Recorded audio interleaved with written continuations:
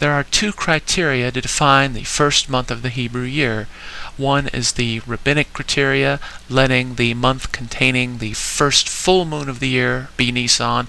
The other is the biblical criteria, letting the month containing the first crescent moon of the year be Nisan.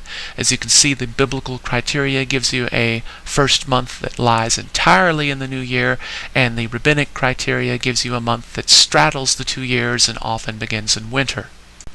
Now, I purposely selected a group of years where the first full moon of the year is very close to the equinox to show the rabbinic criteria in action. As you can see, every one of these Nisans contains the first full moon of the year. This is what the rabbinic criteria looks like. And now to get a feel for what the biblical criteria looks like. As you can see, my diagram here not only shows the first full moon of each year, it also shows the first crescent moon of each year, and as you can clearly see, every one of these Nisans contains the first crescent moon of the year. This is what the biblical criteria looks like. Okay, let's have one more look at that. Rabbinical criteria, biblical criteria. They're either all on one side or they're all on the other. Now let's see what the calculated calendar looks like. This is all over the map. As you can see, not any one criteria is being used consistently. Sometimes it's rabbinic, sometimes it's biblical. It depends on what year it is. This is supposed to be using the rabbinic criteria. They've been using this calendar for 1,500 years.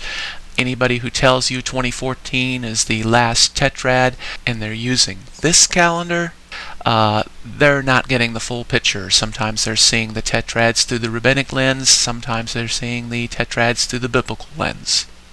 Isn't it about time we see the sample space from which this calendar is drawing on? Shouldn't we see the tetrads through the rabbinic lens by themselves and see the tetrads through the biblical lens by themselves instead of some random smattering of them? And here they are, the separate strands untangled from which the calculated calendar was drawing on. As you can see, in the year 227, the calculated calendar didn't agree with both strands. In the year 1493, the calculated calendar agreed with the rabbinic strand. In the year 1967, the calculated calendar agreed with the biblical strand. 1967, that's a real red flag. The rabbinic strand missed the tetrad for the most important event in Israel's history, the recapture of Jerusalem. That is a big red flag on the rabbinic strand, and you can see the calculated calendar was drawing on the biblical strand for that tetrad. And now the moment we've all been waiting for. As you can see, all three agree on the 2014-2015 tetrad, but after that the calculated calendar veers away just like it did in the year 227 and doesn't agree with either of the criteria.